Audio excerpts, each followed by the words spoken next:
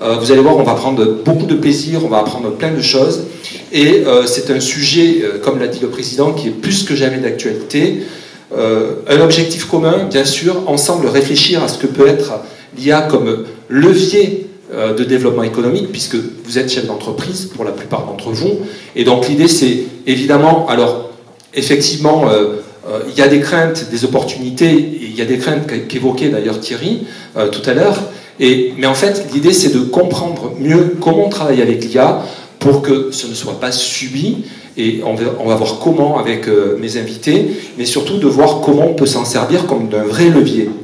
Alors, on va ouvrir ce capot ensemble pour aller au-delà des idées reçues, et on va voir comment, effectivement, l'IA peut réellement faire pour les entrepreneurs d'ici, c'est-à-dire de ce beau territoire, comment les organisations, comme la Chambre de commerce, vont s'en emparer, et on abordera le sujet avec Cindy.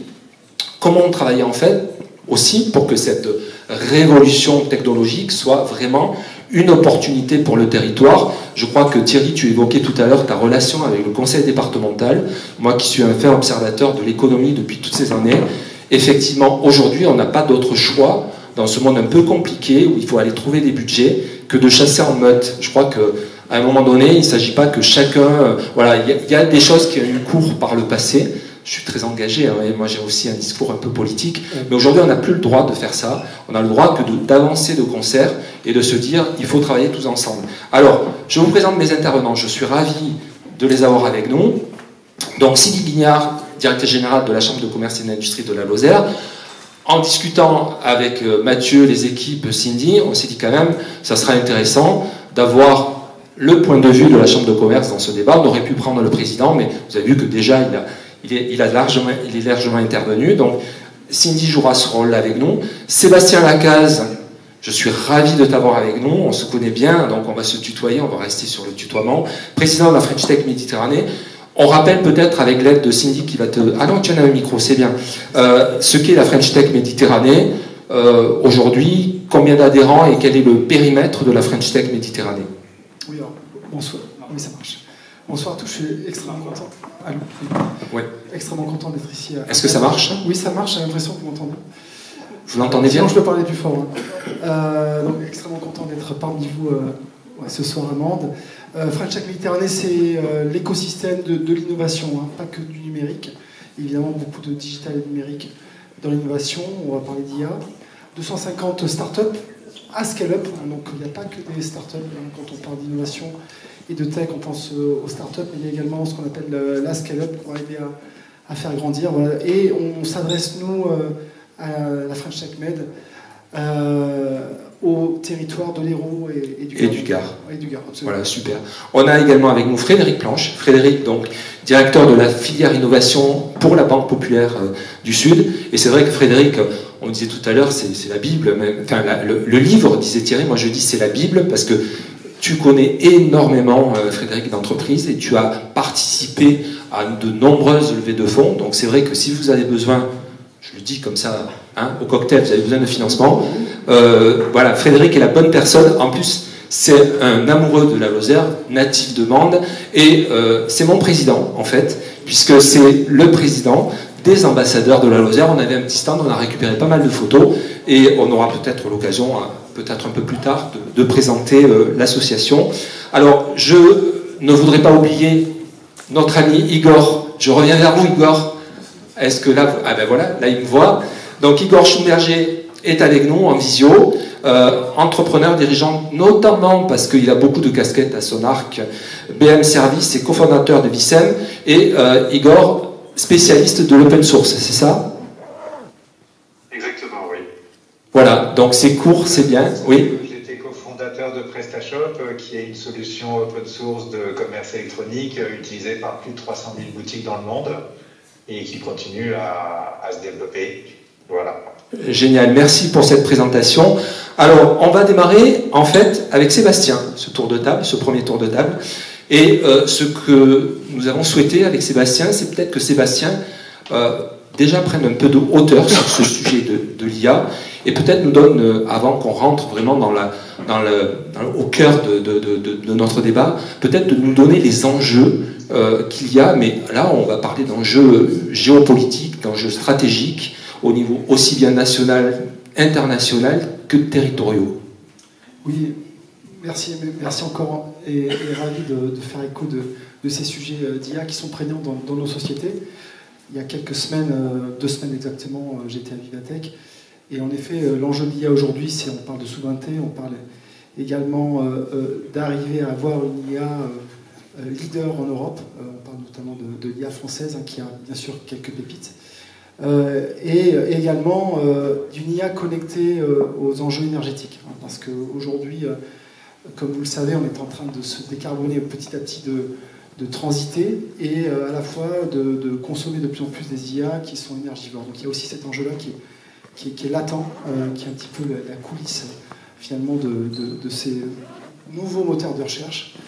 Je les appelle comme ça, mais évidemment c'était une vraie révolution. Donc aujourd'hui c'est au cœur des sujets, c'est devenu politique, une secrétaire d'État anciennement directrice de la mission French Tech, Clara Chapaz, qui est secrétaire d'État chargée de l'IA et du numérique. Donc voilà, donc aujourd'hui ce qu'on peut dire c'est quand même qu'il y a un retard qui a été évident, notamment de l'Europe, pas que de la France, mais par rapport à nos, à nos voisins outre-Atlantique.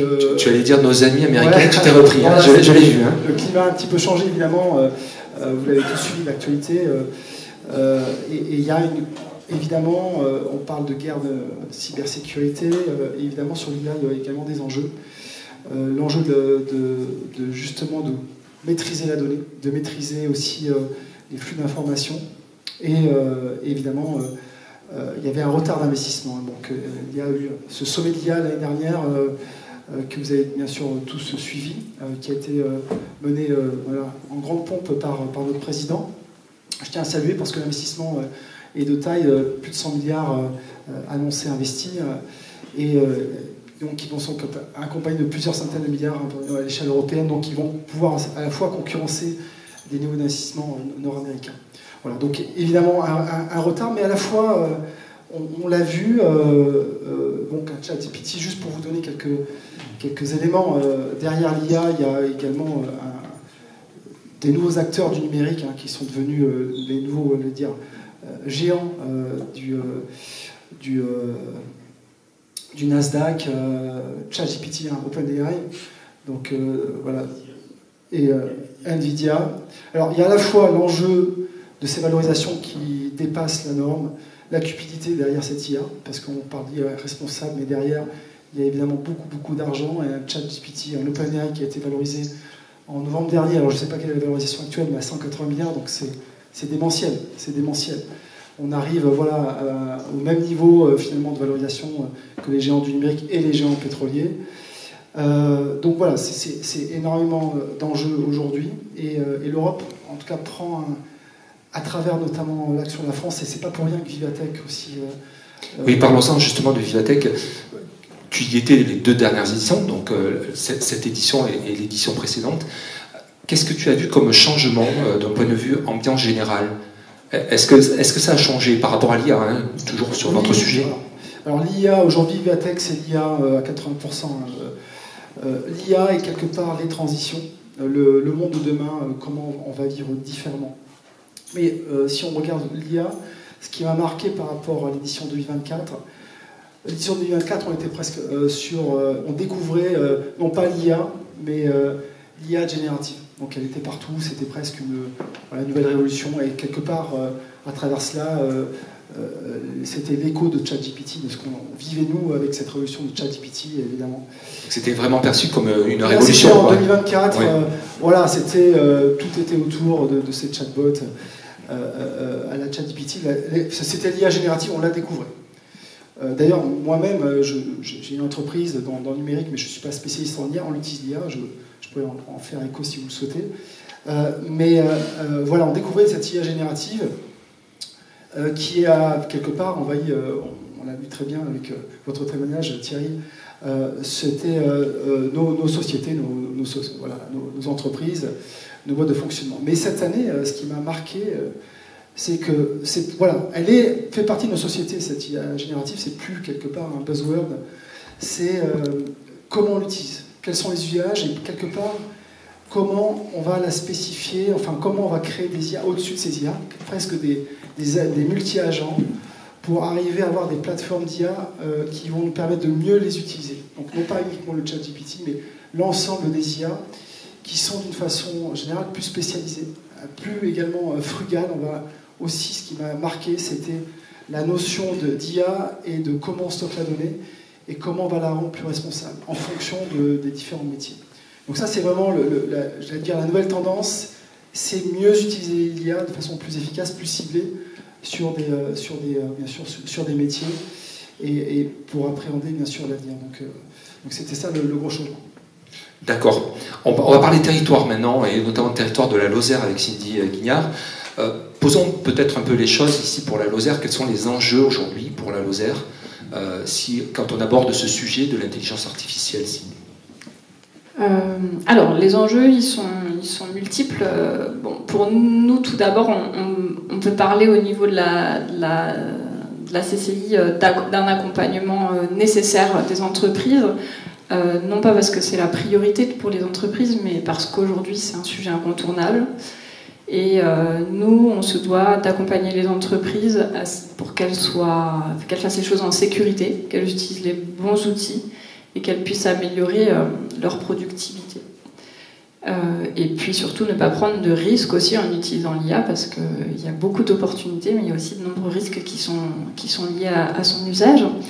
Et puis ce que je voulais vous dire d'autre, c'est que en termes d'enjeux, on peut aussi parler d'enjeux liés aux ressources. Aujourd'hui, on a des ressources locales qui peuvent être quand même très optimisées grâce à l'IA. On peut parler en premier de l'agriculture, qui est quand même une ressource qui est très importante sur le territoire lozérien. Et on est souvent en manque de mains humaines. Les entreprises nous parlent toujours de recrutement. L'enjeu du recrutement est vraiment fort sur le territoire. Et donc, l'IA peut venir à l'aide de l'agriculture pour optimiser les cultures, optimiser l'irrigation. Et dans de nombreux domaines, comme celui de l'agriculture, l'IA est importante aussi dans le tourisme, pour des visites virtuelles, pour mettre en avant le territoire. On peut la retrouver dans de nombreux domaines d'activité comme ça. Donc l'enjeu pour le territoire de la Lozère, c'est profiter de ce territoire hyper rural et pouvoir le développer plus facilement, puisqu'aujourd'hui nous manquons de ressources humaines, en fait. De ressources humaines, voilà. Et donc l'IA permet quand même d'aller plus vite et donc de pallier à ce manque-là. Et là, cette volonté, c'est une vraie stratégie aujourd'hui pour la Chambre de commerce. Est-ce qu'elle est, on en est au démarrage ou est-ce que c'est vraiment bien acté et il y a déjà des choses très concrètes qui arrivent? Oui. Alors je pense pas que ce soit une stratégie, on ne peut pas écrire ça comme ça. En tout cas, c'est un enjeu incontournable. On est obligé d'être là, on est obligé d'être présent, on est obligé d'être aux côtés des entreprises. C'est pas la priorité des chefs d'entreprise, ils ont bien d'autres priorités, mais on doit être à leur côté pour les accompagner. La stratégie, bon, vous avez compris, on vous en parle, mais c'est aussi pour vous sensibiliser, vous chefs d'entreprise, pour vous dire, c'est là, maintenant vous pouvez pas faire sans, en fait. Avancer sans l'IA, c'est se dire qu'on met un pas de côté et qu'on va rester sur le trottoir. Moi j'aime bien une citation qui est devenue une paraphrase aujourd'hui qui dit en fait l'IA ne vous remplacera pas, mais l'IA elle remplacera la personne qui ne saura pas utiliser l'IA. Et j'aime bien dire ça parce que en fait si on sait tous utiliser l'IA, on deviendra plus productif, on fera plus. Moi je veux être positif sur ce point-là, alors beaucoup sont négatifs, mais je pense que c'est une opportunité en tout cas pour notre territoire et donc nous, on doit accompagner, on doit sensibiliser, on peut faire plein de choses, on anime des ateliers, on anime dans les entreprises en accompagnement individuel, en accompagnement collectif, on peut faire des diagnostics, voilà.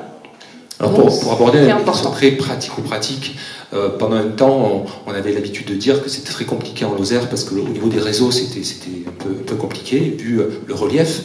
Aujourd'hui, je crois que la fibre est partout, hein, c'est ça?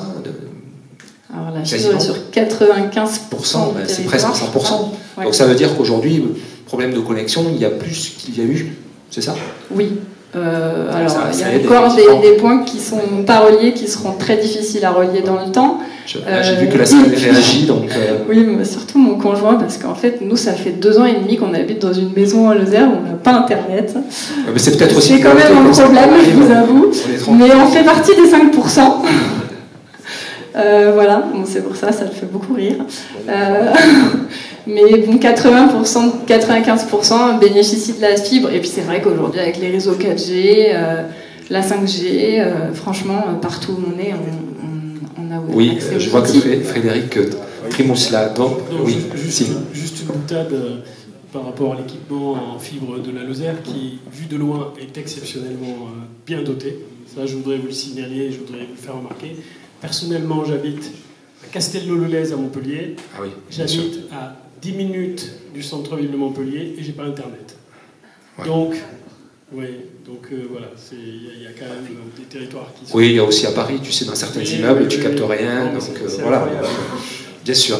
Alors, Igor Schimberger, je voulais quand même dire à la salle, à notre auditoire, qu'il était prévu que vous soyez bien sûr avec nous. Vous avez un souci familial et c'est la raison pour laquelle nous avons trouvé la solution technologique, on va dire, de se voir en visio. Alors, pour vous, déjà, parlez-nous un petit peu de cette activité d'open source et comment vous l'utilisez avec l'IA. Ah, il ne me voit pas. Là, il me voit. Voilà. Igor, votre micro est coupé. Ah, oui, j'avais coupé mon micro. Oui, donc j'avais effectivement, comme tout le monde, été impressionné par ce qu'on pouvait faire avec ChatGPT et donc l'IA générative. Et très vite après, il y a un logiciel qui s'appelle Ollama qui est sorti d'abord sur Macintosh et puis sur Windows et qui permet de faire tourner l'IA sur son ordinateur personnel. Donc si on a un peu plus de mémoire, on peut faire plus de choses, mais on est complètement indépendant et c'est complètement gratuit. Et donc tous les grands acteurs aujourd'hui, que ce soit Google, IBM, Microsoft, etc., Alibaba, ont sorti des modèles de données open source qu'on peut installer sur son ordinateur. Donc j'ai fait un site web qui s'appelle manuel.fr et si vous vous connectez dessus, ça vous explique comment mettre en œuvre par vous-même tous ces outils-là de façon open source. Alors, qu'est-ce qu'on peut en faire? Je dirais qu'il faut d'abord essayer de faire un peu tout avec. Donc c'est un peu comme un couteau suisse et dès qu'on doit ouvrir une boîte, faire quelque chose, couper une corde et tout, on se dit tiens, si je le faisais avec mon couteau suisse et puis si ça marche pas, on voit que ça marche pas. Et donc on se rend compte que tout ce qui est maintenant analyse de documents, et c'est pour ça que c'est bien de l'avoir sur son propre ordinateur, mais donc faire analyser des documents que vous avez, faire analyser vos contrats, faire analyser vos propositions commerciales, faire analyser les mails que vous recevez, les mails que vous allez envoyer, même s'il y a des informations confidentielles, comme ça ne sort pas de votre ordinateur et que ça ne sert pas à entraîner, que vous avez un outil sur votre ordinateur à vous. Donc ça, c'est un des premiers usages qui est vraiment intéressant. Et donc maintenant, j'essaye d'expliquer dans un message tous les tenants et aboutissants d'une discussion. Et quand j'ai des décisions à prendre, je me sers assez souvent de l'IA pour avoir un avis extérieur et qui est souvent assez intéressant et qui m'ouvre les yeux sur des choses que je n'avais pas vues. Hein. Donc il ne s'agit pas de faire confiance bêtement à ce qui est proposé, mais c'est comme avoir un interlocuteur, un collègue, un associé avec qui on peut parler et on peut lui poser des questions. Est-ce que là, il faudrait que j'en produise plus? Est-ce que j'en produise moins? Est-ce que je devrais le commercialiser maintenant? Est-ce que les clauses de ce contrat ils sont intéressants? Est-ce que j'ai des risques, etc. Donc, tous ces éléments-là, on peut vraiment échanger. Et comme c'est des données confidentielles, le fait de le faire en open source sur son propre ordinateur, c'est vraiment très intéressant. Super. Oui, pardon. Oui, et ensuite, là, ce qu'on est en train de faire, c'est de pouvoir analyser les sites web de nos prospects. Donc, on peut, grâce à l'IA, aller télécharger les pages de nos prospects et puis se faire une idée exactement sur les métiers que propose cette entreprise et de voir de quelle façon ce qu'on propose nous peut correspondre aux besoins du client pour adresser les clients qui sont intéressants et ne pas adresser ceux où notre offre ne correspond pas. Et donc là, ça c'est vraiment quelque chose qui est intéressant aussi de pouvoir commencer à faire. Et on peut se servir aussi de l'IA pour programmer. Et le plus drôle, c'est quand on programme l'IA avec l'IA, puisqu'on développe ces outils de plus en plus facilement avec la propre puissance de l'intelligence artificielle. Alors Igor, quand on a préparé cette conférence, justement pour parler précis, tout à l'heure Cindy Guignard nous évoquait l'agriculture. Vous allez travailler, et ça va être intéressant de voir un peu les applicatifs qu'on peut avoir au niveau d'un territoire. Vous allez travailler pour des producteurs de fruits et légumes, donc des maraîchers. Expliquez-nous ce que vous avez fait, ce que vous allez proposer concrètement, et où est-ce que ça vous amène, ça? Où est-ce que ça les amène? Voilà, donc depuis un certain temps, alors j'avais déposé le nom de domaine bienmanger.com, et Bien Manger est une entreprise qui est en Lozère et qu'on a développé avec mon associé Laurent Capla. Et donc, déjà dès les années 80, fin des années 90, j'étais motivé par le fait que le bien manger, c'était important. Et je suis persuadé, mais ce n'est pas le sujet sur lequel je travaille, mais je suis persuadé que la robotique va complètement bouleverser la production agroalimentaire. Et les meilleurs fruits et légumes, c'est ceux qui sont cueillis à la commande. Et donc, ça va bouleverser tous les circuits de distribution, puisque idéalement, si je commande des cerises, j'aimerais bien qu'il y ait un petit robot qui les cueille et qui me les prépare et qui soit tout plein de vitamines, et pas que ça soit passé par des circuits longs et qui font perdre leur saveur et leurs vitamines aux fruits et puis aux légumes.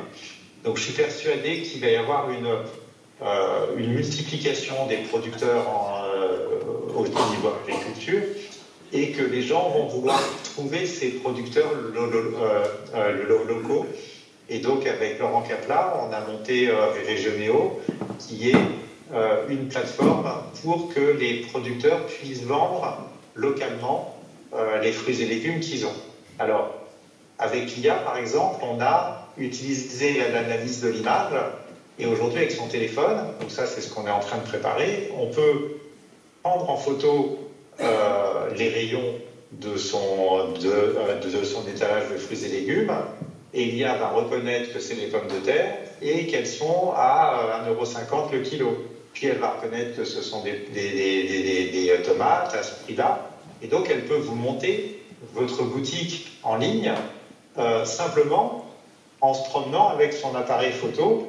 Et vous avez quelqu'un qui est dans les Alpes et qui, avec un appareil, peut vous reproduire un tableau dans un musée. Et bien en fait, là, on peut reproduire la boutique son étal, la mettre en digital, la traduire dans toutes les langues, accepter des commandes simplement avec son téléphone portable. Donc ça simplifie vraiment la problématique d'avoir à concevoir, à rentrer toutes ces fiches. Donc ça, c'est un exemple de ce qu'on peut faire avec l'IA. Et si j'ai une commande de ma voisine, je peux parler à mon téléphone en disant: est-ce que tu peux noter que ma voisine a appelé et c'est pas 3 kilos de carottes qu'elle veut, c'est 5 kilos de carottes. Et à ce moment-là, ça va modifier la commande. Et là, on utilise, pareil, des outils pour vraiment faire que son téléphone et l'IA devient un assistant très facile à pouvoir utiliser. Alors, vous évoquiez le fait que l'IA pouvait traduire, donc j'imagine que dans la salle, peut-être que tout le monde n'est pas équipé pour jouer à l'export. Cindy Guignard tout à l'heure parlait de ressources humaines. Donc là, c'est une vraie opportunité aussi, par exemple, pour les entrepreneurs qui sont dans la salle, de dire: demain, je peux utiliser l'IA pour m'en servir vraiment pour exporter mon savoir-faire. Oui, alors maintenant, il y a des outils open source, notamment celui qui est fait par le groupe Meta, Llama 4, qui traduit parfaitement bien tous vos documents. Et donc, on peut le traduire dans un assez grand nombre de langues. Donc, un des projets qu'on fait pour valoriser tous les territoires, par exemple, c'est qu'on a pris tous les musées de France et on va analyser le site de chacun des musées de France pour faire une présentation de chaque musée grâce à l'IA, on peut aussi voir quelles sont les stations de train, les stations de bus qui sont les plus proches. Et donc, on peut donner des informations précises sur chaque musée. Et ça, ensuite, on peut le traduire en anglais, en arabe, en italien, en japonais, etc. Donc, ça permet aux touristes d'accéder à la ressource de tous les musées de France, chacun dans leur langue. Merci Igor. Des projets comme ça peuvent être automatisés avec l'IA très facilement. Merci Igor. On va continuer un petit peu ces exemples dans les territoires avec Frédéric Planche. Donc, dans le cadre de ta fonction, allez, on va se tutoyer parce que sinon ça va être insupportable cette histoire. Donc, tu rencontres beaucoup de chefs d'entreprise, hein, comme on l'a dit tout à l'heure, hein, et tu as un exemple qui m'a bien plu quand on a préparé cette conférence, c'est l'exemple catalan. Ah oui, bon, tout d'abord, je voudrais me présenter un peu plus largement quand même pour expliquer ce que je fais. Donc oui, je suis directeur de la filière innovation, c'est accompagner des entreprises innovantes, dont les siennes. Voilà, c'est financer ces entreprises. Peut-être tu peux dire, parce que finalement Sébastien est très modeste, hein. C'est un garçon, il est formidable, mais il est très très modeste. Et ça serait bien quand même qu'on dise ce que fait, parce que être président d'une association comme la French Tech, c'est vrai que ça occupe beaucoup, mais à côté, tu as aussi un métier, tu es aussi chef d'entreprise. Alors, tiens, présente-le, c'est pas mal ça. Oui, je vais le présenter parce que ça fait... voilà, en fait, c'est mon poteau, c'est mon pote depuis des années. Vous avez vu, c'est une histoire de pote, en fait. On a covoituré, tout ça. Vous voyez, président de la French Tech, je suis le financier, enfin le banquier de l'innovation sur l'Occitanie. Voilà, donc on pouvait que se rencontrer, mais on s'est rencontrés un petit peu avant, et c'était... Sébastien, c'est un serial entrepreneur, donc il avait déjà, c'est un géologue, plutôt de l'université, et donc il maîtrise toute la science de la géologie, des terrains, de la profondeur, etc. L'opacité, ce qu'on n'a jamais exploré en fait. Et du coup, il s'est lancé avec un de ses copains. Il a d'abord travaillé, t'as tourné autour du monde, et puis après il a travaillé chez une boîte qui s'appelait Texia, qui a été rachetée par Schlumberger, qui faisait la recherche pétrolière. Ils sont partis tous les deux de cette boîte-là, ils ont monté une autre boîte qui s'appelle Elis. Elis, ça scanne, c'était une boîte qui scannait la surface de la Terre en disant voilà, il y a des couches géologiques derrière, si on les soulève comme des peaux d'orange, on peut forer là pour récupérer du pétrole. Alors vous dites, ah, pétrole c'est sale, ouais, mais encore on en met dans nos voitures. Cependant, il permettait de forer proprement. C'est-à-dire de dire, c'est là qu'il faut forer, c'est pas faire 50 trous, on n'en fait qu'un seul. Donc ça, c'était déjà pas mal. Tu as quitté cette entreprise il y a quelques mois, ça fait 18 mois à peu près, tu vois, je compte bien, hein. 18 mois, et il est parti sur un autre modèle, donc tu as vendu ta participation, il est parti sur un modèle qui est beaucoup plus vertueux, c'est-à-dire qu'il fait à peu près le même boulot, mais pour tout ce qui est hydrogène, tout ce qui est géothermie, et donc il met au service donc une grosse équipe, hein. C'est une boîte qui a des capitaux, une grosse équipe pour mettre les sciences du terrain, de la géologie au service des énergies décarbonées. Donc la géothermie essentiellement, l'hydrogène blanc aussi, mais éventuellement les terres rares aussi. Hein. Donc il y a des évolutions sur les terres rares. Il travaille beaucoup avec le BRGM et c'est une des boîtes qui est vraiment en ligne de mire de tous les investisseurs aujourd'hui, parce que la science de la Terre, de la profondeur, elle est très très bien maîtrisée en France, mais elle est très peu maîtrisée à l'international. Et Sébastien avec ses équipes font partie des meilleurs au monde. Et du coup, c'est ce que je constate. Hein. BRGM, voilà, tu fréquentes le beau monde, etc. Bon, voilà vous avez vu le passionné qu'est Frédéric. Donc, si un jour il parle de votre entreprise comme ça, sincèrement, c'est qu'il a déjà mis un ticket. Hein. Voilà. Non, mais voilà, vite fait, j'accompagne à peu près. Voilà, déjà, je suis mandois et je suis très très heureux d'être parmi vous. Ça me fait très plaisir. Thierry, je l'ai fréquenté au lycée à Mende.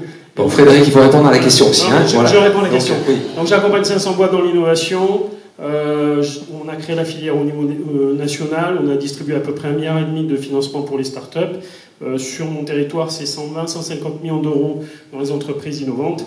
Et aujourd'hui, voilà, on a quelques boîtes qui sont cotées en bourse ou des choses comme ça. Donc, voilà, on sait de quoi on parle. Par contre, sur l'IA, effectivement, l'IA, c'est pas le sujet d'une boîte. C'est le sujet des boîtes. C'est le sujet de l'ensemble des boîtes. Et j'avais récupéré alors parce que j'ai un petit peu bossé quand même. Non, mais réponds à ma question. Mais attends, je réponds à ta question. Catalan. Attends, je réponds à ta question. Et juste sur les chaînes d'entreprise. Ils sont rares à se désintéresser de l'IA. mais ils sont nombreux à s'y perdre. Donc c'est un peu le sujet. Là, aujourd'hui, on commence à rentrer dedans, et je pense que Thierry Juillet, là, vous a fait un pitch sur l'IA. Sur les exemples qui sont sur les territoires, un exemple catalan qui me paraît assez significatif, parce que je vais à Perpignan, je vais dans l'Ariège, Lozère, un peu partout. Et à Perpignan, ils ont eu comme idée, ils ont toujours cet esprit, les Catalans, un peu indépendants. Ils ont leur club de rugby, ils ont voilà, tout ça. Et ils ont l'idée de faire un data center qui leur est propre. Et on dit, mais nous, à Perpignan, on va faire un data center. Il y a un gars d'IBM qui était parti, qui a déjà monté un data center qui, soi-disant, est le plus vert au monde. Et qu'est-ce qu'ils ont fait? Ils ont réuni en coopérative, ça c'est une idée pour les Lozériens, en coopérative, une dizaine de chefs d'entreprise qui sont des ESN. Je ne sais pas si vous savez ce que c'est. Ce mot-là, il faut bien l'intégrer parce que ça va devenir vos interlocuteurs pour dupliquer l'IA dans vos métiers. Là, on en parle un peu de manière générique, mais implémenter l'IA dans vos métiers, c'est pas simple. C'est pas simple, ça sera pas facile, il faut le savoir. Voilà. Et donc les ESN sont des entreprises de services numériques qui accompagnent les entreprises à implanter l'IA dans leurs entreprises. Parce qu'on se plante. Moi, je suis à la Banque Populaire du Sud, je vois qu'il y a le directeur de succursale de la Lozère. Je suis dans le marché corporate. On a implanté l'IA il y a déjà 1 an. Moi, ça fait 2 ans que j'en parle. Je l'ai présenté au CODIR, etc. Et puis là, on faisait un constat en séminaire, en mois de juin, en disant, mais les collaborateurs ne s'en servent pas. Ils servent de l'IA comme ChatGPT. Je pose une question, etc. Bon, bref. Et donc, il y a un vrai enjeu de territoire en s'appropriant les outils.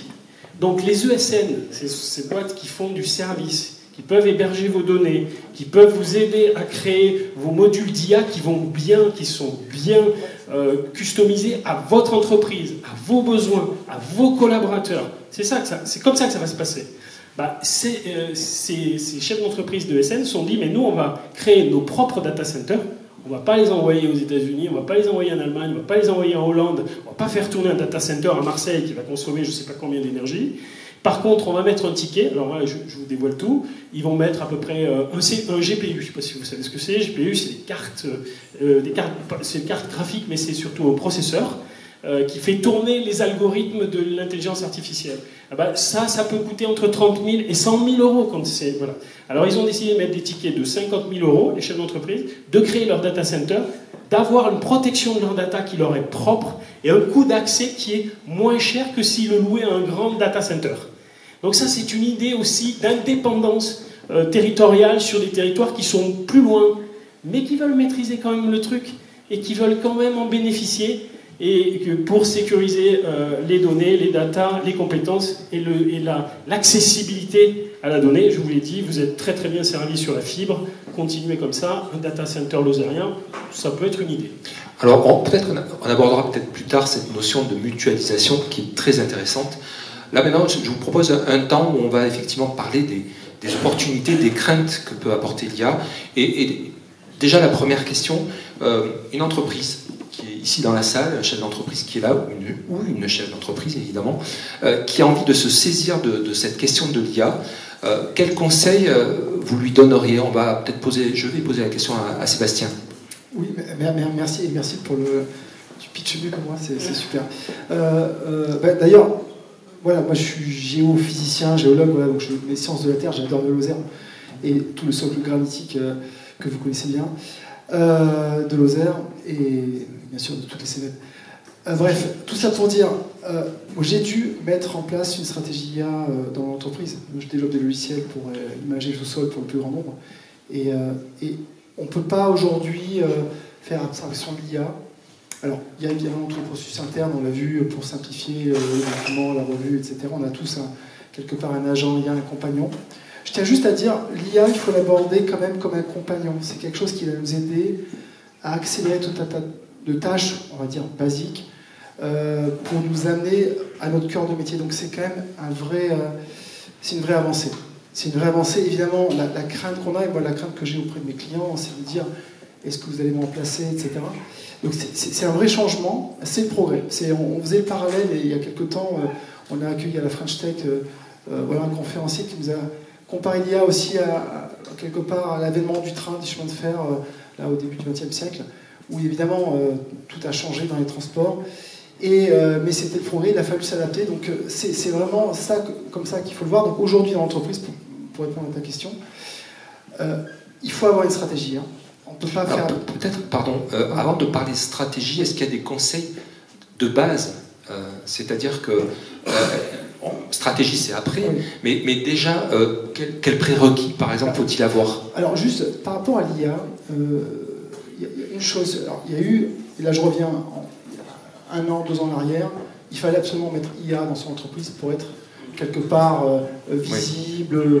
C'était pour être en haut de la liste, qu'on est notamment dans l'innovation, on nous disait tous, mais IA quelque part, AI en anglais, sinon ça ne passera pas, on mettait de l'IA partout. Juste pour votre information, mais je pense que vous êtes tous au courant, l'IA ça fait plus de 30 ans que ça existe. Il y a même eu un film de Steven Spielberg en 2001, je ne sais pas si vous l'avez vu, qui était d'ailleurs assez visionnaire puisqu'il parlait de réchauffement climatique et d'IA, et on y est. Donc c'est vieux, moi j'ai commencé ma carrière, je faisais des réseaux de neurones, donc voilà, c'est très vieux. La vraie différence qu'on a dans l'IA, hein, c'est la big data, c'est la transformation digitale qui est maintenant opérée, c'est les clouds, et l'accès à la donnée. Donc, quelque part, nos agents IA peuvent interroger des milliards de données, ce qui n'était pas le cas quand moi j'ai commencé ma carrière. On était vraiment sur des petits jeux de données, des serveurs locaux, alors qu'aujourd'hui, on est sur des méga data centers. 300 millions de data centers dans le monde, quand même. Voilà. Donc, tout ça pour dire, l'IA, c'est pas nouveau. Ne le mettez pas parce qu'il faut dire je fais de l'IA, parce que c'est fini ça. C'est pourquoi j'en fais. Et c'est le comment, l'IA. Et j'en ai pas forcément besoin. J'ai pas vraiment, moi, je recrée un logiciel de vision du sous-sol. Je suis pas encore allé sur la partie IA. Je sais qu'elle arrivera sur la partie basique de chargement des données pour faire simple. Mais c'est fini ce temps où il faut absolument dire je fais de l'IA. C'est plus se dire quelles sont les tâches qui peuvent être automatisées. C'est ça. Et donc, en fonction de mon process, de ma méthodologie, de mon savoir-faire, qu'est-ce qui peut être automatisé pour justement que je puisse me focaliser sur ma proposition de valeur. Ça, c'est important. Et c'est en ce sens qu'il faut regarder les choses. Et si l'IA peut répondre, parce que des fois, elle ne répond pas à ça, si l'IA peut répondre à, voilà, je ne sais pas, la correction de documents, on parlait de compte-rendu, de réunion, ce genre de choses, tout comme dans la réalisation des procédés hein, de la technologie qu'on souhaite mettre en place, oui, là il faut le regarder. Et puis après, il faut avoir une analyse vraiment sectorielle, par quel biais, comment j'y vais. En général, en fait, bon, pour faire simple, l'IA apprend sur des données, elle ne fait que recracher, c'est de la statistique. Hein. Donc là où elle devient intéressante, c'est quand on cible quelque part le périmètre de données qu'on veut apprendre en fonction de ce qu'on veut. C'est là qu'on a des IA performantes. C'est qu'on va les cibler sur l'exemple de la géologie de la Lozère. Je vais la cibler sur l'environnement géologique granitique de la Lozère, elle peut être ciblée l'ensemble des minéraux. Et là, je vais être très performant et là, je vais avoir une proposition de valeur. Si je la mets de façon brute sur à la ChatGPT, pour pas les nommer, mais quelque part, on va interroger un échantillon tellement large de données, là, on va halluciner. C'est-à-dire que l'IA va halluciner, bien sûr, recracher toujours des réponses, mais qui sont complètement décalées. Donc là, il faut vraiment savoir, d'abord, avant tout, cibler votre problème. Ne faites pas d'IA pour faire de l'IA. Voilà. Et on l'a évoqué, c'est Thierry qui l'évoquait tout à l'heure, il faut savoir parler, poser des questions, prompter, comme on dit dans le jargon, je crois qu'on l'avait évoqué avec Frédéric en préparant la conférence, et effectivement, savoir aussi qu'il y a des IA spécialisées, et donc à partir de là, c'est vrai que ça rejoint ce que tu disais en matière de stratégie, et de se dire, voilà, c'est pour ça qu'il faut quand même un temps, peut-être d'accompagnement, on parlera peut-être tout de suite après avec Cindy de l'accompagnement, parce que c'est là où la stratégie, elle est bonne, en fait. Hein. C'est pas si simple que ça, en fait. Alors juste pour vous donner, j'ai discuté dans le cadre de la French Tech avec le patron, le CTO de IBM France, donc on a la chance d'avoir à Montpellier.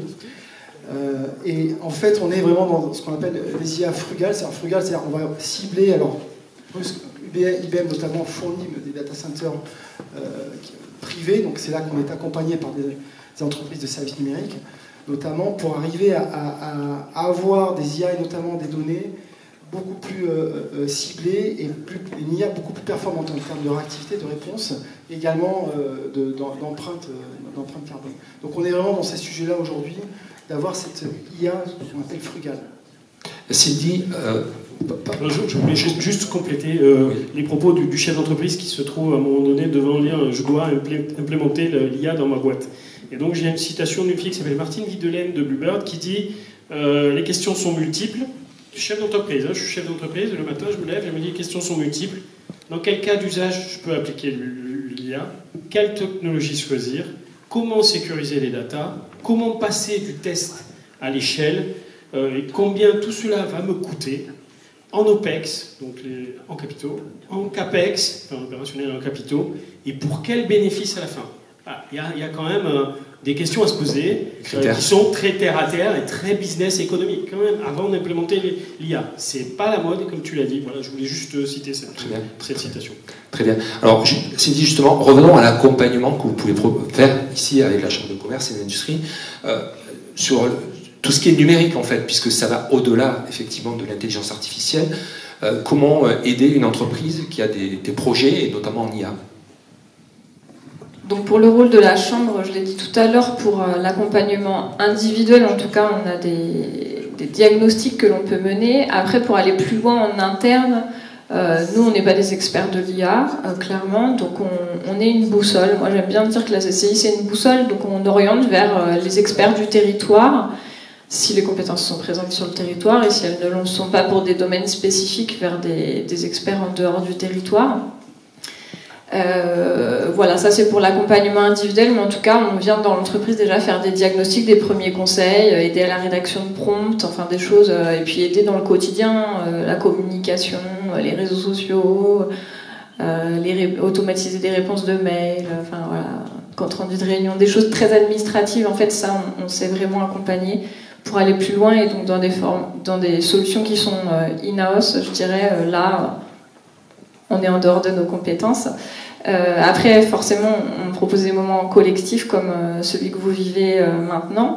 Et puis, on accompagne aussi à la recherche de financement. C'est très important quand même. On a des dispositifs aujourd'hui au niveau national, avec les dispositifs France 2030 qui ont été tout à l'heure présentés, mais aussi des dispositifs européens et des dispositifs régionaux.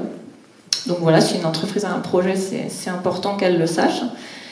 Et puis ensuite, eh bien, on peut se servir aussi de l'expérience de certaines entreprises pour faire des retours d'expérience, avoir un mini laboratoire, je dirais, lozérien, c'est quelque chose d'intéressant. Et au niveau national, alors ça c'est très important, c'est Thierry qui occupe ce rôle, la CCI de la Lozère et le président est président de l'association des CCI rurales. Donc elle représente au niveau national toutes les CCI rurales de France et donc les territoires ruraux. Et donc il est important de plaidoyer au niveau national l'importance du développement de l'IA, du numérique dans les territoires ruraux, et que l'État forcément le favorise dans ses plans nationaux, dans ses aides aux entreprises et dans ses projets et dans son budget. Super. Alors, maintenant je vous propose un temps où nous allons parler de compétences et de métiers. On a abordé un peu la formation. Ça, c'est un vrai sujet. Et après, pensez à une chose aussi, je ne vous l'ai pas dit, mais c'est toujours bien de dévoiler des petites surprises. Vous avez bien sûr la possibilité de poser des questions. Donc d'ici, là par rapport au timing, je pense que d'ici un quart d'heure, puisqu'on a démarré un petit peu plus tard que prévu, n'hésitez pas à poser des questions, et voilà, donc vous aurez la parole. Donc si on parle métier, l'impact de l'IA sur les métiers, qui c'est qui veut s'atteler à cette réponse? Igor peut-être, puisqu'il n'a pas parlé depuis un petit moment. Est-ce que le sujet vous tente, cher ami? Oui, je pense que beaucoup de métiers sont impactés parce qu'en fait, en ce moment, l'IA est en train de transformer la relation entre les entreprises et leurs clients. Donc, ça veut dire que quand vous avez fait l'expérience, combien de fois vous êtes exaspéré quand vous appelez au téléphone une entreprise et que personne ne répond, ou que la personne qui répond n'a pas la réponse à votre question sur des questions pourtant super simples. là demain, l'IA va pouvoir répondre à des questions basiques, puisque si elle a déjà écouté les réponses que vous avez apportées et si elle a lu vos documentations, vos conditions générales, votre site web, si elle connaît vos stocks, etc., elle va pouvoir vous dire si votre commande est en cours, si la boutique est ouverte, etc., etc. Donc, toute la relation client, elle est en train de se digitaliser. Dès qu'on va vous demander de payer un acompte, plus personne ne donne son numéro de carte de crédit par téléphone. Et donc, on bascule dans le digital. Et aujourd'hui, le digital est compliqué. Et là, tout d'un coup, avec l'IA, c'est la voix qui va pouvoir faire la partie relation client. Donc, je pense que toute entreprise qui a des relations avec ses clients va forcément être impactée et va devoir, à un moment, mettre sur papier la documentation qui permet à un répondeur IA de répondre à un client. Donc ça, c'est un impact. Et puis, deuxième impact, c'est tout ce qui est processus interne, documentation, compte-rendu de réunion, traitement des mails. Voilà, on est tous débordés dans nos tâches, on n'arrive pas à faire ce qu'on veut faire. Et quand on regarde dans la journée toutes les tâches idiotes qu'on fait sur lesquelles on pourrait se faire aider, on aurait pas gagné beaucoup de temps. Et les problèmes de communication entre les uns et les autres, ah mais t'as fait ça, mais il fallait pas, etc. Voilà, toute cette organisation-là, je pense que l'IA peut avoir des impacts vraiment forts là-dessus. Mais ça va le faire avec des outils simples. Et aujourd'hui, c'est encore des outils compliqués à mettre en œuvre. D'accord, merci Igor. Pour rebondir sur ce sujet, Sébastien. Oui, évidemment, nos sociétés sont bouleversées. Alors certains métiers, c'est un compagnon, c'est une vraie aide, et Igor l'illustrait très bien sur certaines tâches de nos quotidiens. D'autres métiers sont vraiment impactés, voire durement impactés. Il y a vraiment cet aspect éthique. Il y a vraiment aujourd'hui, avec les États-Unis notamment, il y a un vrai clivage dans l'aspect éthique, la régulation de l'IA qu'on souhaite mettre en place. Je prends l'exemple, bien sûr, des scénaristes d'Hollywood, qui sont quelque part pillés de leur... voilà, aujourd'hui, c'est une IA qui peut en créer une série autour de la série et des nouvelles plateformes. Et quelque part, j'allais dire, les scénaristes, les auteurs, il n'y a aucune règle de mise en place. Donc, c'est un exemple. Le métier d'avocat, le métier de conseil est aussi impacté. C'est-à-dire qu'aujourd'hui, évidemment, une IA peut rédiger un contrat de travail. Tous ces métiers-là sont en changement. La Legal Tech, d'ailleurs, est une filière de la French Tech, bouleverse le monde du conseil. Donc il va falloir vivre avec, c'est-à-dire qu'en gros, ces métiers-là, pourtant, quelque part, qui a haute valeur ajoutée, on a peut-être besoin de moins d'avocats dans un cabinet d'avocats, mais on va avoir besoin d'avocats. Ça va pousser quelque part ces métiers-là, les métiers, j'allais dire, sur la valeur ajoutée de l'expertise. On va parler aussi dans le médical également, le diagnostic. On n'en est pas encore là, fort heureusement, c'est aussi le débat qu'on a dans la profession médicale, de savoir à quel niveau, jusqu'à quel niveau on met le curseur de l'IA. Elle aide évidemment le médecin à aller plus vite, à détecter des choses que même le médecin, au bout d'une journée, n'arrive pas forcément à voir sur des potentielles lésions, pathologies. Je pense à l'imagerie médicale notamment, qui est aussi très impactée en tout cas. Mais évidemment, l'idée, c'est d'amener le médecin pour arriver à faire le meilleur diagnostic. Et évidemment, voilà. Donc c'est un compagnon. À certains niveaux, il faut vraiment le traiter de façon, d'un point de vue éthique. C'est là que la ligne rouge doit être tracée. Donc c'est pas quelque chose c'est quelque chose qui doit être régulier. Alors c'est là qu'on a vraiment la vraie différence en Europe-US aujourd'hui, où quelque part les Européens régulent, comme le disent nos amis américains, et les Américains innovent. Mais en fait, on va avoir besoin de cette phase de régulation pour en fait qu'on puisse vivre avec cette IA, mais qu'il y ait aussi quelque part une certaine régulation. Parce qu'en effet, si on la laisse comme ça agir sur la quantité de données que nous avons amassées, elle va en effet bouleverser, voire complètement dérégler les sociétés. D'accord, merci Sébastien. Je vous propose maintenant un temps d'échange avec vous, petit quart d'heure si on est large. Est-ce que quelqu'un a déjà une première question? C'est très bien. Oui, avec plaisir. Merci beaucoup. Alors vous vous présentez, monsieur, vous posez votre question et vous dites à qui elle est adressée, si elle est adressée à un intervenant en particulier, évidemment. Pierre Sicardi, société AI Tech Leads, donc on a bien mis le AI dans le nom. On est une société incubée à Pollen, donc à Mende. Et on est très reconnaissant d'ailleurs envers Pollen et Adoc, qui nous font profiter aussi de leur réseau. Ma question est sur le changement des métiers. C'est-à-dire qu'on est une petite agence de développement de 4 personnes, donc on était 4 développeurs à temps plein, et on travaillait pour des clients. Aujourd'hui,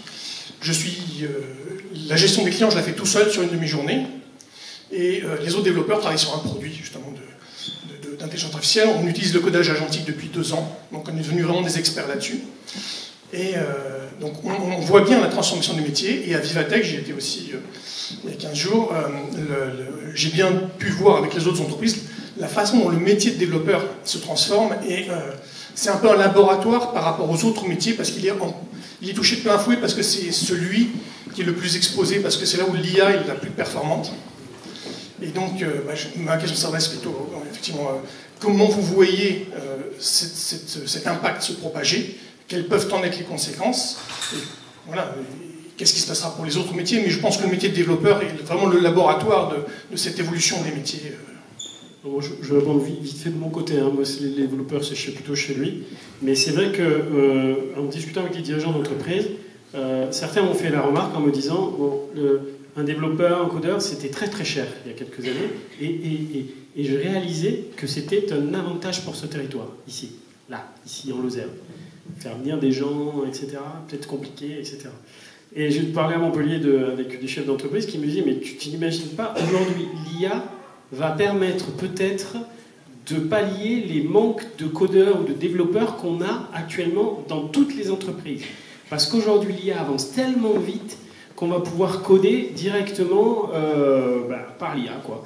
Et donc, au lieu d'avoir une batterie de 10 codeurs ou développeurs, on n'en aura qu'un qui fera les bons prompts. Parce qu'on n'a pas parlé de prompt, mais c'est la chose aujourd'hui la plus importante. Donc, je te laisse répondre sur les mots.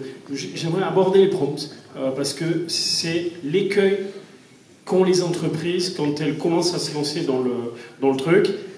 Mais j'aimerais qu'on en parle un petit peu, mais je vais te laisser répondre sur le... Non, mais j'acquiesçais ce que tu disais. Je pense que ça serait intéressant d'y revenir. Oui, les développeurs, je parlais des avocats, des médecins...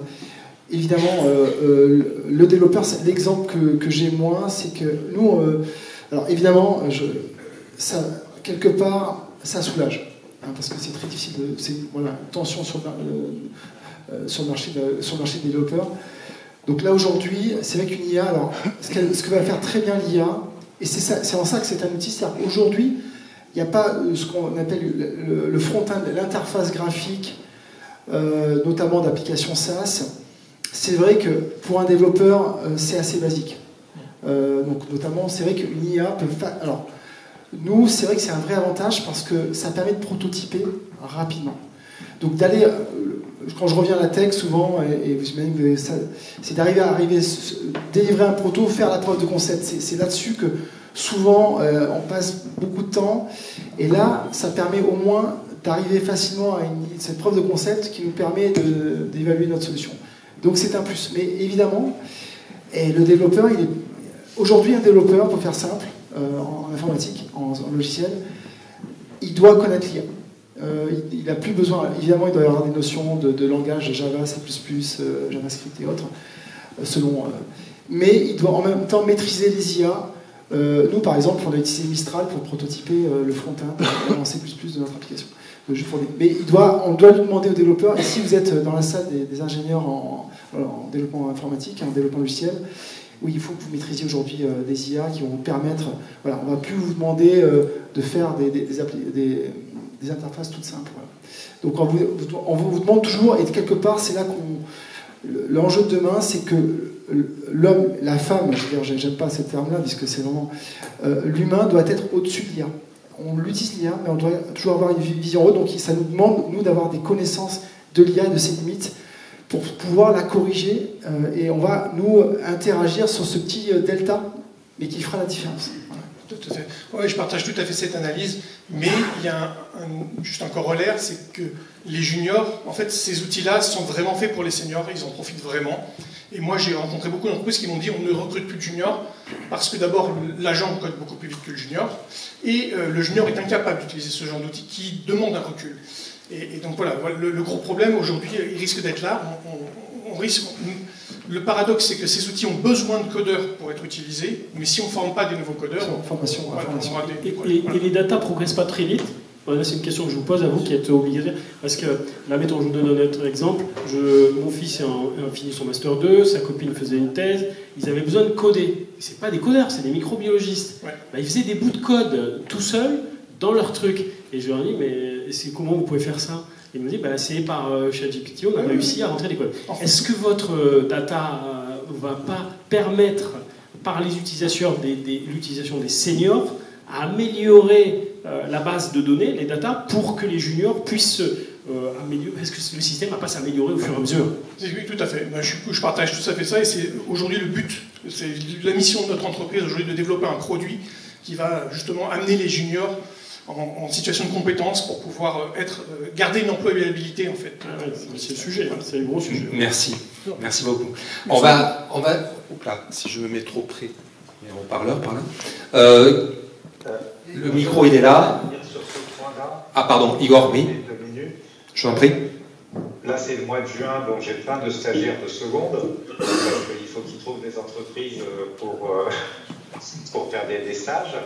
Et donc, j'ai un stagiaire qui a codé, donc il est en seconde, il a codé avec de l'IA, et là, je viens de lui proposer de travailler en juillet-août, parce qu'il a rendu un travail d'une qualité super bonne, et à la limite, il est beaucoup à l'aise. Le problème avec j'ai des développeurs seniors, et ils veulent tout faire à la main, ils veulent continuer dans leur façon de faire, et ils se servent de l'IA quand ils n'y arrivent pas. Alors que les juniors, ils demandent d'abord à l'IA, et en fait, ils vont assez vite. Donc, il faut que le gars il soit malin, mais c'est des techniques c'est des façons de travailler qui ont moins d'un an d'âge, et donc des gens nouveaux peuvent s'y adapter très facilement. Et effectivement, j'ai aussi un copain polytechnicien qui a développé des petits robots avec des logiciels de programmation qu'il ne savait pas du tout faire, et il a demandé ça à l'IA de le faire. Donc, je pense que si on est malin, on peut y arriver très facilement, et là, mon élève de 2 secondes, c'est tout à fait le cas. Super, merci Igor. Qui c'est qui veut le micro? Ah, allez, je viens vers vous. Bonjour, je m'appelle Aurélien, je travaille dans une agence de com, on utilise beaucoup l'IA. C'est juste une rapide question pour avoir votre avis, c'est une question ouverte. Là, dans la veille qu'on fait en IA, vous disiez, Sébastien, c'est ça, de faire attention à ce que l'humain soit toujours au-dessus de l'IA. Moi, je me pose une question là quand je fais de la veille, c'est tous les points d'interrogation que l'on a sur les résultats de l'IA. Et ce sur quoi on ne maîtrise pas. Le dernier exemple que j'ai vu, c'est que l'IA avait été capable de dessiner des microprocesseurs qui sont bien meilleurs, bien plus performants, et ils ne savent pas pourquoi. Bon, c'est le côté, non, mais en effet, c'est ça qui est hallucinant, c'est le côté black box, c'est-à-dire que l'IA a accès à tellement de données. En fait, la force de l'IA, c'est qu'elle va corréler un nombre infini finalement de sources de données. Ce que nous, on est incapable de faire, on va pouvoir peut-être relier, je parlais tout à l'heure du réchauffement climatique, les effets du réchauffement climatique, peut-être à d'autres facteurs que ceux uniquement de la démographie ou de...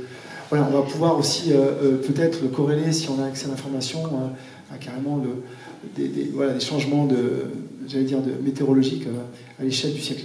Donc tout ça pour dire, en effet, c'est bluffant, parce que l'IA ayant accès à ce data lake maintenant qui est infini quasiment, permet d'avoir recréer des choses, de prédire des choses que nous, humains, ne sommes incapables de faire. Prédiction météorologique, c'est dire. Et nous, évidemment, on est incapable, on a 1, 2, 3, voire 4 canaux d'information qu'on peut peut-être corréler, mais c'est là que l'IA est bluffante sur les microprocesseurs. Enfin. Mais c'est là qu'il faut pas essayer d'être... Quand je dis au-dessus, c'est-à-dire la comprendre, la maîtriser. Pas essayer de rivaliser. Absolument, c'est bien que vous le mentionniez ça, parce que c'est un outil. Faut pas se dire, elle est plus intelligente que moi, c'est complètement différent, c'est une machine, c'est de la statistique. Et selon, finalement, l'échantillon de données qui est... Et ben voilà, elle va enclencher quelque chose de... Mais au reste, de façon, c'est quelque chose d'assez... je vais vulgariser, binaire. Hein. La force de l'IA, c'est la data. On appelle de deep learning. Donc, ces algos n'ont pas évolué, les data models, ils sont... Enfin, en tout cas, moi, je ne vois plus dans les conférences de nouveaux algos. Enfin, la vraie différence, c'est l'échantillon de données. Donc voilà, mais tout ça pour dire, il faut comprendre d'où ça vient, quel est l'échantillon de données qu'on a quelque part investigué, quel est le prompt, comment on a sélectionné finalement pour avoir justement le meilleur rendu. Mais là, le prompt, je reviens à ce que disait Frédéric, et c'est hyper important, ça va être de comment je formule ma question. Et en fonction de tout ça, oui, je peux avoir un microprocesseur, voilà. Mais c'est évident qu'on est incapable, nous, humains, de reproduire cela. Et alors, avec des échelles de temps instantanées, la traduction instantanée, ils m'ont fait parler l'IA en direct, comme ça, en chinois. Donc c'est évident, on est incapable, aucun traducteur, il y a un vrai sujet. Donc voilà, je suis tout à fait d'accord. Ne réalisez pas avec là, utilisez-la. Et essayer de comprendre d'où elle vient. Merci Sébastien. On a une question ici avec monsieur. Vous présentez. Bonjour, Nicolas Lesti. J'avais une question généraliste. Est-ce que vous pensez qu'il soit encore possible que l'IA connaisse un nouvel hiver, comme elle a déjà connu dans son histoire, qui est un plafond de verre ou une stagnation en fait de son évolution? Alors là, on est sur une question prospective. Moi, j'ai accompagné les boîtes depuis longtemps. Il y a des mots magiques. Hein. Ça a été blockchain, ça a été tout ça.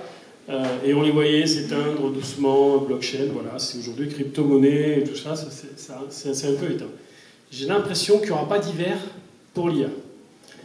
Franchement, il y a un Lozérien très connu, pas très connu, qui s'appelle Mathieu Boisdin, qui est de Marvejols. Qui est de Marvejols. Je voulais la placer. Et qui a créé une association qui s'appelle les possibles du futur, je sais plus ce que... Les trucs du futur possible. Les futurs des possibles. Et ce gars, il vient nous présenter avec une perspective historique les évolutions, les innovations. C'est d'abord un historien. Et là, il nous raconte que dans le contexte actuel tel qu'on est, aujourd'hui, si on doit rapprocher beaucoup d'éléments historiques, d'évolution politique, géostratégique, économique, etc., on est dans une période qui ressemble beaucoup à la fin du Moyen-Âge et au début de la Renaissance, en fait. Au début de la Renaissance. Ça veut dire quoi? Ça veut dire qu'aujourd'hui, nous sommes en train de repositionner toute une série d'organisations du modèle, la Renaissance qui a amené aux Lumières, qui a amené les Lumières, ce qui s'est fait de mieux quand même, mais tout ça va être balayé. Et l'IA aujourd'hui risque d'être l'élément, toi tu as parlé tout à l'heure de révolution, innovation technologique de la locomotive, je pense qu'on va au-delà. Donc je ne pense pas qu'il y ait d'hiver, simplement l'hiver, on va pouvoir peut-être le connaître avec la consommation énergétique que développent les data centers et la concurrence qu'on va devoir arbitrer entre je me chauffe ou je chauffe le data center. Qu'est-ce qui va se passer là-dessus? Ce matin, je recevais à Montpellier, j'ai organisé une conférence avec François Gémen, qui est le co-rapporteur du 6e rapport du GIEC, et c'était le gros sujet. Le sujet, c'est aujourd'hui notre consommation énergétique, basse consommation, pas carbone, aujourd'hui nucléaire, photovoltaïque, etc., éolien. Comment allons-nous arbitrer l'électrification massive de notre société? Et là, peut-être qu'à un moment donné, ça risque de piquer quand même, et il va falloir qu'on prenne des décisions. Voilà pour l'hiver de l'IA. Alors on a parlé de Renaissance, on parle d'hiver. Bon, on espère qu'on sera toujours dans le positif. Alors, on va redescendre un petit peu, parce qu'on est là, on est parti, c'est vrai. Alors, c'est intéressant parce qu'à la fin presque de la conférence, on est en train de poser d'autres questions. Donc, on pourrait passer la nuit. Hein. Donc, on a dit la nuit des réseaux, Thierry. On peut y aller ou non? On va s'arrêter quand même à un moment donné parce qu'il y a quand même le cocktail qui nous attend. Et ce que je voudrais, puisque on a parlé entreprise, on sait qu'à l'échelle d'un territoire, il y a aussi des collectivités. Souvent, ça travaille ensemble. je viens de lui poser la question, elle est d'accord. On va interroger Myriam Villaret, qui est DGS, donc pour une agglomération. Alors, j'ai pas retenu le nom, mais c'est le Monastier Chirac, et de voir un peu comment ça se passe du côté des collectivités avec l'IA. Comme dit mon collègue, c'est une métropole. En Bourg-sur-Collane, une commune de... Voilà, et je le savais en plus. C'est la fusion de Chirac-le-Monastier. Je suis accompagnée de Marie Rocheteau, qui est élue également. Alors évidemment, l'intelligence artificielle, ça concerne aussi les communes. Donc c'est un sujet qu'on ne met pas de côté, loin de là. On avait pris un apprenti qui devait étudier le dossier, mais il est parti, donc sans laisser de traces. La difficulté aujourd'hui, on ne se précipite pas parce qu'en fait on veut utiliser les bons outils pour les bonnes questions, les bons prompts comme on dit. Et la difficulté c'est ça, c'est bien écrire son prompt. Alors je me suis dit, est-ce qu'il y a un outil d'intelligence artificielle qui permet de dicter les prompts? Alors, je vais te raconter bien, j'ai le plaisir de te retrouver. Ah oui, moi aussi beaucoup. On a bossé ensemble à Montpellier, bossé chez Haddock, c'est ça. Et quand j'ai su que tu venais en Lozère, je me suis dit, mais qui est derrière tout ça? C'est pas possible. Bon, enfin bref, je suis ravi de te retrouver. Donc, je vais juste parler des prompts. Les prompts, qu'est-ce que c'est? Bon, il y a les cas d'usage, c'est-à-dire pourquoi vous voulez utiliser l'intelligence artificielle. Et comme tu l'as dit, il est urgent de ne pas se presser, mais à la fois, il faut prendre le train. Voilà. Il est urgent de ne pas se presser, mais il faut prendre le train. Il faut rentrer dedans, il faut commencer à regarder. Et un des éléments importants, c'est le prompt. Prompt, c'est un mot nouveau, ça veut dire question. Je pose une question à l'intelligence artificielle dans un cas d'usage que j'ai relevé dans mon métier, dans mes besoins. Et alors là, je vais parler de la banque populaire, le mien. Et ça s'appelle Maya. On a une intelligence artificielle de Microsoft qu'on a adaptée. Rassurez-vous, elle est fermée parce que nous, on travaille avec les données clients. Ça aussi, sécurité des data. Alors là, rideau, il faut vraiment serrer tout serrer. Sécurité des data. Donc, on a livré ça à nos collaborateurs. Alors, moi, je travaille dans Corporate. Donc, Corporate, c'est grande entreprise, ETI, PME. Donc, les mecs ou les nanas, on leur a dit, voilà, vous avez l'IA, vous pouvez mettre les bilans des entreprises, vous pouvez mettre tout ça, et allez-y, sortez-moi des rapports faits par l'IA sur la boîte en Lozère, Tartampion. Et là, on voyait les gars ou les nanas qui sortaient leurs trucs, qui posaient les questions, ils rentraient leurs données, et puis c'était pas terrible les réponses. C'était nul. C'était même très nul. Donc on a envoyé ça au comité crédit, ils disaient mais c'est quoi ton rapport là? Mais c'est un rapport de troisième, enfin de stagiaire, de ton stagiaire. Mais, et donc qu'est-ce qu'on a pris du recul? On a mis un an quand même pour se rendre compte de tout ça. Un an. Et là, il y a 15 jours, j'étais en séminaire en direction. On a fait venir un mec, Romain Créma, qui est très connu chez LinkedIn, ChatGPT et tout ça. Et on lui a dit, Romain, on n'est pas bon, pose pas les bonnes questions. Qu'est-ce qu'on fait? Il nous a dit, mais il faut faire des méta-prompts. Waouh, c'est quoi des méta-prompts? Qu'est-ce que c'est qu'un méta-prompt? Eh bien, un méta-prompt, c'est une question qui va vous positionner comme celui qui va poser la question. C'est-à-dire, voilà, je suis chargé d'affaires entreprise PME, je m'occupe essentiellement des entreprises sur les NR, je veux faire des tableaux Excel des tableaux Excel, je veux des ratios de fonctionnement, je veux des données marché sur l'entreprise, et donc vous créez un contexte de questions qui vous positionne comme un expert. Donc vous la tapez, vous la copiez, vous la mettez dans un fichier Word, et chaque fois que vous allez poser une question à votre truc, vous recopiez votre question parce qu'elle vous met en situation. Si vous posez une petite question toute simple, vous aurez une réponse toute simple. Si vous posez une question complexe, vous aurez une réponse complexe. Si vous posez une question d'expert, vous aurez une question d'expert. Donc les méta-prompts, c'est juste une question préalable à la question que vous allez poser qui vous positionne en termes d'expertise, de qualité, d'objets que vous voulez aborder, mais qui sont génériques. Vous la prenez chaque fois, vous la mettez, et puis ça va vous donner une réponse qui sera beaucoup plus qualifiée, et vous trouverez que l'IA, c'est quelque chose de sympa. Voilà. Super. Est-ce que ça répond à... Oui. De toute façon, on va essayer d'être les premiers à montrer l'exemple aux communes rurales de Lozère, que l'IA, évidemment, c'est le problème de tous. Enfin, c'est même pas le problème, c'est une grande solution pour tous. Et donc, comme on aime bien être premier sur Collane, Marie, on va essayer de créer un modèle qui sera duplicable sur les autres communes. plus Frédéric leur a parlé de prompt toute l'après-midi. Dans tous les ateliers, j'ai entendu parler de prompt, de prompt, de prompt et de prompt. Alors ce que je vais faire, voilà, c'est ce que j'allais dire, je ne suis pas trop passé de ce côté. On va peut-être prendre 1 ou 2 questions maximum, parce qu'on est pris par le temps. Questions rapides, réponses rapides, s'il vous plaît, comme ça. Après, on passe au cocktail. Je vais rebondir sur le mot prompt et tout le vocabulaire qu'on a utilisé. On parle déjà de fracture avec... La petite présentation au départ, quand même. Oui, bonjour. Anthony Loué. Du coup, je suis originaire de Lozère et je travaille à Montpellier. Et j'ai travaillé dans des startups, notamment en IA à Paris. Et ce que je ressens, c'est qu'il y a déjà une fracture avec l'informatique, Internet de manière générale. Et vous ne pensez pas que cette IA-là, ça va rajouter encore un gouffre entre peut-être certains territoires et certains lieux comme la French Tech, Station F, etc., qui eux vont très vite versus l'implantation dans les territoires. Et est-ce que du coup on ne doit pas mettre une antenne French Tech à Mende peut-être? Si, clairement. Ah, ça c'est une idée, ça c'est une super idée. La réponse est dans la question, absolument. Il y a le train qui est en marche. Il faut, sauter dedans le plus tôt possible pour pas non plus être trop distancé. Évidemment, le train de l'IA, il est en marche comme le train de la transition énergétique, on en parlait ce matin. Voilà, c'est en marche. L'IA est en marche, ça ne s'arrêtera pas. Oui, évidemment, c'est là que la French Tech, c'est le rôle de la French Tech, c'est pour ça qu'on est en Méditerranée, c'est pour ça qu'on est en Lozère.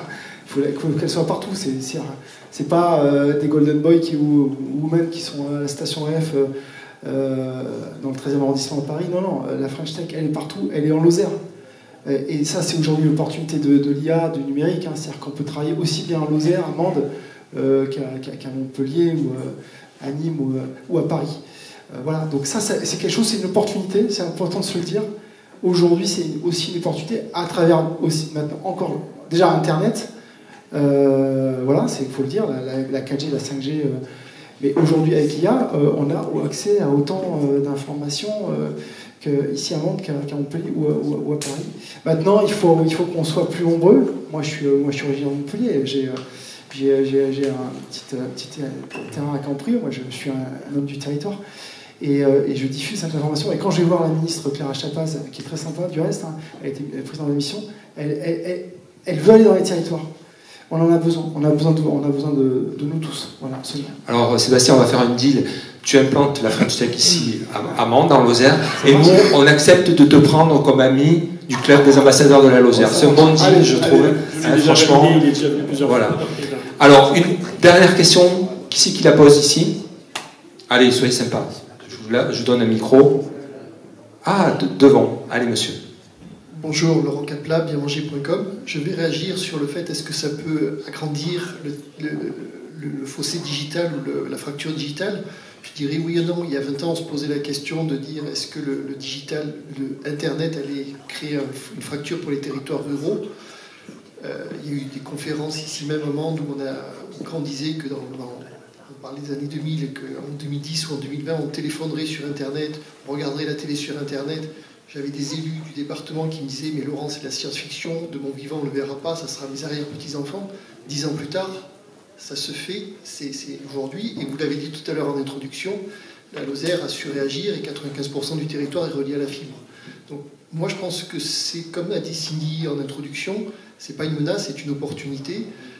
Demain, sur chaque téléphone, il y aura un assistant IA, et l'IA va s'intégrer presque à notre insu, elle va s'intégrer dans nos vies, dans notre façon de faire, et aujourd'hui c'est compliqué de faire un prompt, mais il y a 20 ans on faisait des cours à la CCI pour dire comment on fait une recherche sur Google. Bien sûr.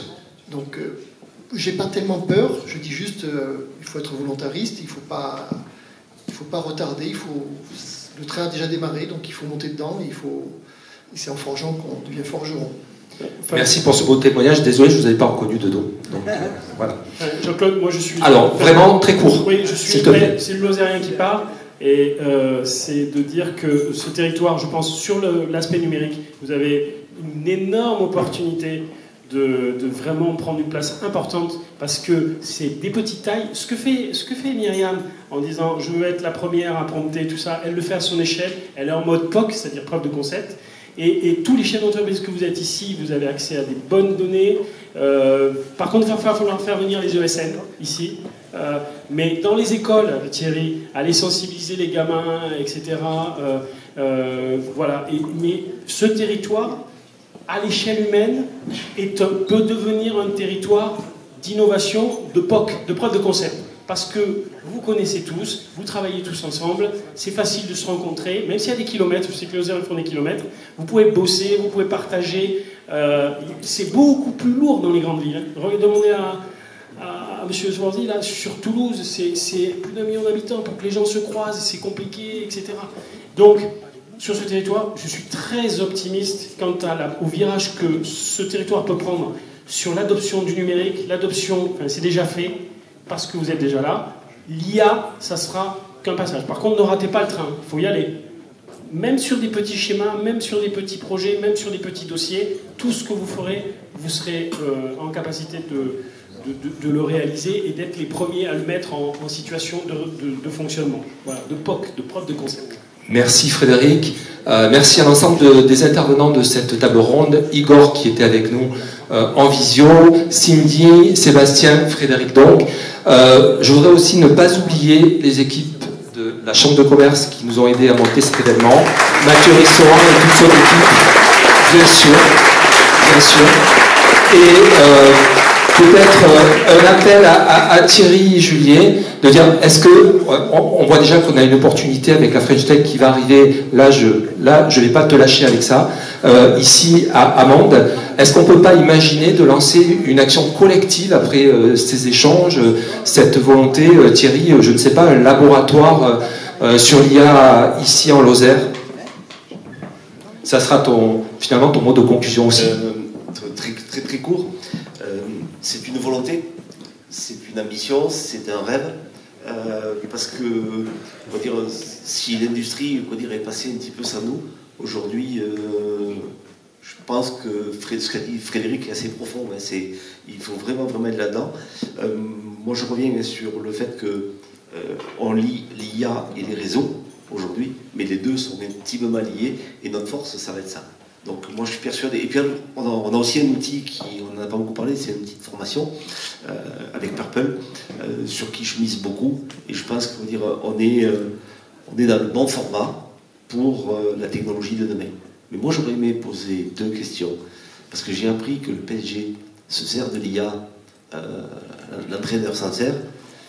Moi je me demande si demain il n'y aura pas que des matchs nuls dans les matchs de foot de demain. Et puis, moins trivial, c'est l'IA au niveau des particuliers.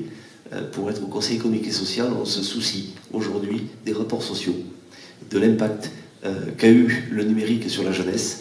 Il y a un travail qui va démarrer sur les temps de l'enfance, qui va être dans les territoires. La situation est grave, la situation est pas évidente.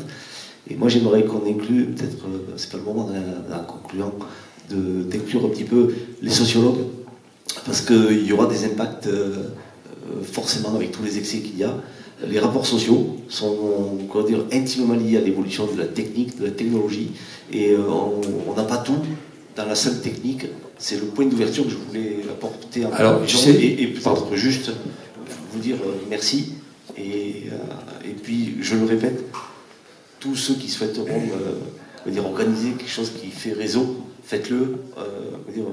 On sera tous là, et c'est cette solidarité de réseau de Lozère. Merci. Merci Thierry. J'allais juste te dire, finalement, ça m'amène à te dire, ça serait bien qu'il y ait un acte 2 à cette conférence, et là, on poursuit la discussion, tout simplement. Voilà.